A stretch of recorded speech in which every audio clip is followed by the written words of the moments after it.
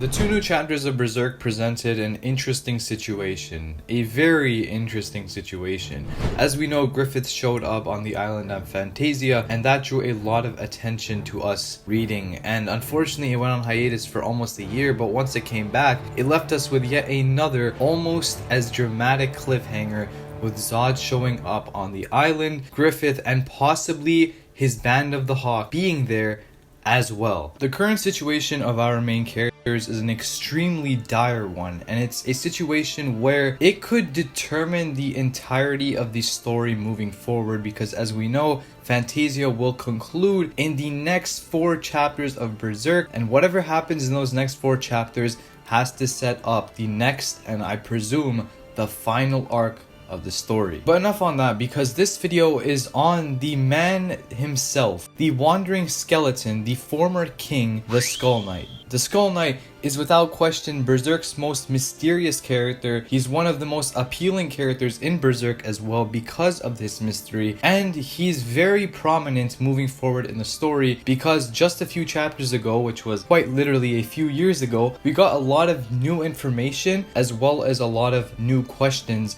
as to who the Skull Knight is, what his backstory really entails, and what his intentions truly are. Because, to be honest, we don't know much about the Skull Knight, which is what makes him so appealing, as I said. The man shows up, speaks like he's Shakespeare, and then dips like a couple of chapters later. That's pretty much all we see of him. And the funny thing is, he shows up in the most crucial situations. And now tell me, is there a more crucial situation currently than this? I definitely do think that the next chapter will have the Skull Knight coming in, assuming that we stay on the island with the characters that we are with. Assuming we don't wander off into some other place for 1 chapter or 2, which I'm pretty sure won't happen because every main character is here on the island, which quite literally means it's about to go down right here, right now. There's not going to be any filler content with Isidro, hopefully. So now that Zodd is here, we know that Zodd and Skull Knight have gone way back. And I was kind of wondering about this a few days ago, rereading the recent chapters of Berserk and rereading the reunion on the Hill of Swords. I was wondering, what relationship does Zodd and the Skull Knight really have together? Could Zodd be to Skull Knight what Griffith is to Guts, or would it really be something a bit different? Because I initially thought it was Void that was the Griffith to Skull Knight, but after seeing that Zodd called Skull Knight an old friend of his or an old rival of his, it drew some intrigue within me, and I began to think, could it really be that Zodd is like the Griffith for Skull Knight? Could that be the case? And if that is the case, how come they haven't yet settled the duel together? Could that possibly mean that Guts and Griffith will not settle their duel together in the future? So I don't want to say that Skull Knight is anyone other than King Gaiseric. I'm going to base this video off of the assumption that we understand and use the fact that Skull Knight is King Gaiseric, because if he's not King Gaiseric, then who the hell is he? I'm pretty sure Miura just threw along little hints and little things on the side to suggest that he is in fact King Gaiseric, but at this point it is blindly obvious that the man wandering the night as an invisible skeleton is in fact the great king of the ancient Midland all those years ago. It just has to be. If it's not, then it makes no sense. The most prominent reason for it not making sense is because literally everyone other than Guts and people who don't know him that come across the Skull Knight call him Your Majesty or some other noble title, which only suggests the fact that this man was at one point the king, because who else are you calling Your Majesty other than the king? So assuming that Skull Knight was in fact the king of Midland 1,000 years ago, we still need to learn what happened to that kingdom, why it fell all the way down to that tower, and what really happened during that eclipse. As we know, Skull Knight's lover passed away, unfortunately, and we know that the God Hand at that point was vastly different than it is now, the only similarity being that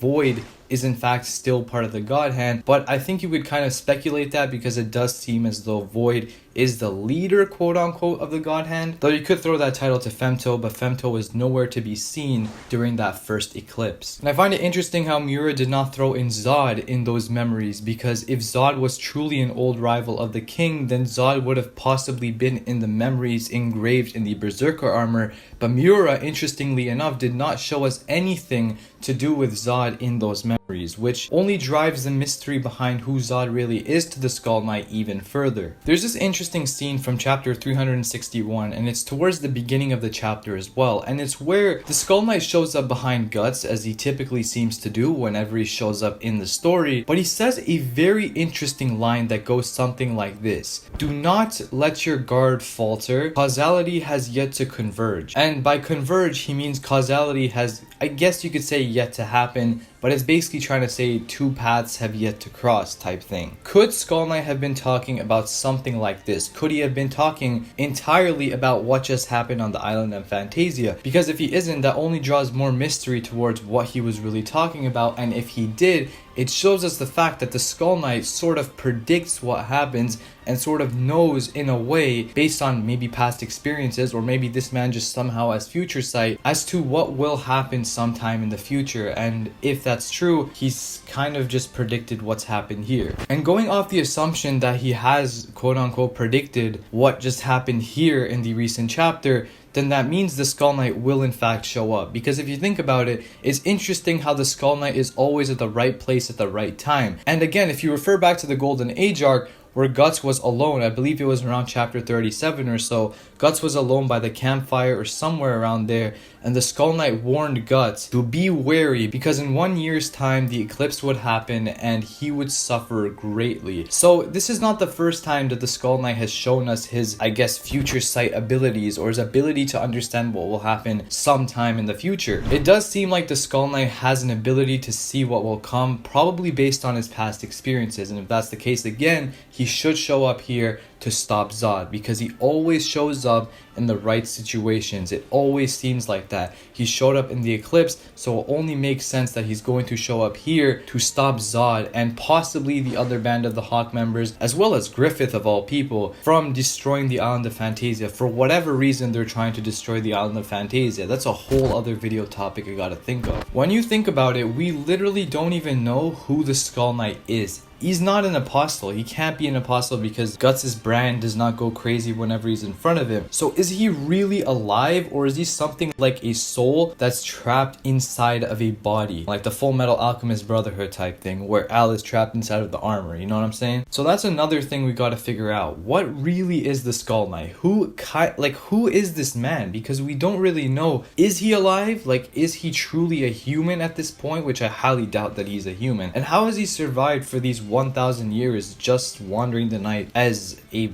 pile of skeletons, quite literally? Well, we know that he became a skeleton because of the Berserker armor, but does the Berserker armor potentially have the ability to save you from death no matter what, whilst taking away your life force? Could that potentially be the power of the Berserker armor? Because it would really fit Guts' character if you think about it, because he's that kind of character who's always struggling and always trying to survive through difficulty after difficulty. So if his main power is taking away his life force, like I guess his energy through his body, through his eyesight, through his hair color, through his taste, and through things like his temperature, could it be suggesting that this armor can ensure your survival whilst taking away everything else that you have, and essentially you end up like the Skull Knight as a pile of bones wandering the night?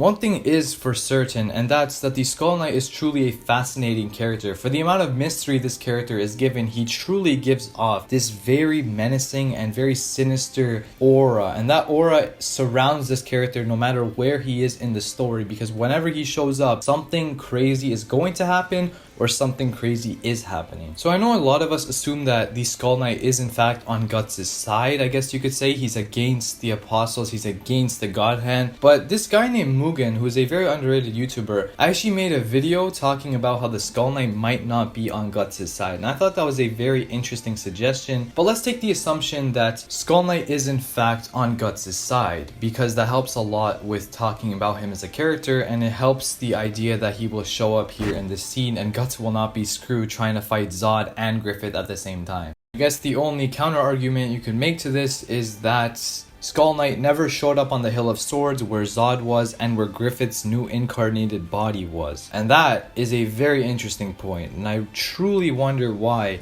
Skull Knight did not show up in that moment. And if he really is on Guts' side, as I said, he must show up in the next chapter. He didn't show up on the Hill of Swords, which is really interesting, but if he doesn't show up in this next chapter, it's going to be very interesting. Can you shut the fuck up? Griffith must have come to this island to do something. There is no way Griffith comes here for no reason, because if he is here on this island that seemingly has had no evil for its entirety, then Griffith must have an important reason of being here. He must have an important reason of if Zodd of all people is here. Because if Zodd knows that Guts can't touch Griffith, then why must he show up to protect Griffith when Griffith is completely able to just dodge Guts time after time? But I do think this time Skull Knight will show up, and that's because of the foreshadowing we've been given. The Skull Knight has foreshadowed his own return to this scene. What an absolute Chad. He's on the island of Fantasia. I presume that he will, in fact, show up here, and if he doesn't, I will be very shocked. And all I'm going to say is I'm not too bad with my predictions, because I predicted a few things correct with these two recent chapters. So if you're going to trust anyone, I'm right here. As I said, he is on the island. The last we saw of the Skull Knight was in chapter 363, so he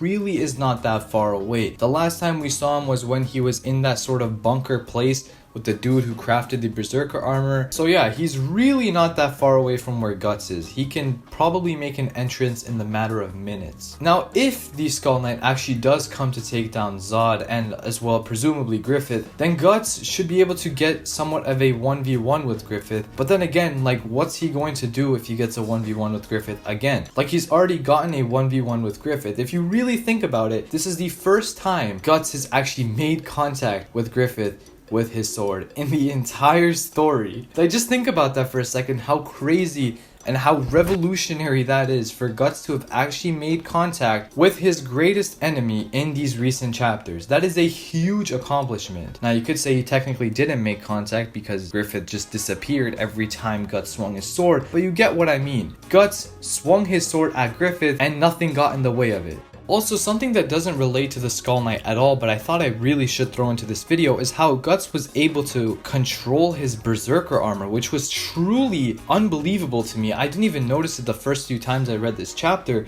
but when I read it over for like the 35th time, I actually saw that Guts was able to control his Berserker armor. He didn't let it take over him. And the scenes where it shows Guts' face black, the iconic black face scene for Guts, it doesn't show a typical eye like it usually did in the past arcs. It shows the eye of the Berserker, which is so interesting to me because Guts was not being taken over by the Berserker. Could it be that when Guts has been taken over by intense emotions, he has the ability to control the Berserker armor? And if that is the case, then how come in the past he didn't control the Berserker armor and let it take over him? And if he did let the Berserker armor take over him, what could have happened in this case? Now, my idea is that Guts somehow single-handedly stopped the Berserker armor from taking over him, which is very paradoxical because he controlled his rage while going absolutely crazy against his mortal enemy. But to me, it's because he's seen the effects of the Berserker armor and he's seen that the Skull Knight was in fact correct in saying that he would lose his eyesight and his hair color and his taste,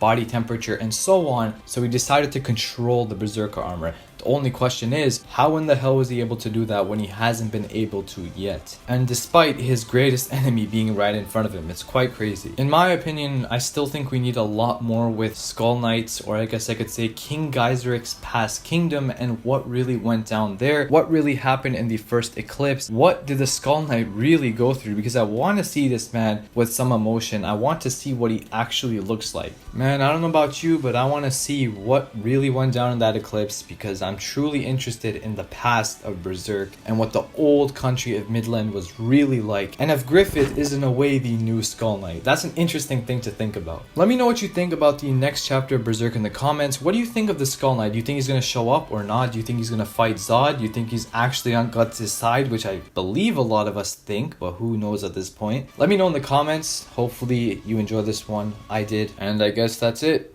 Peace.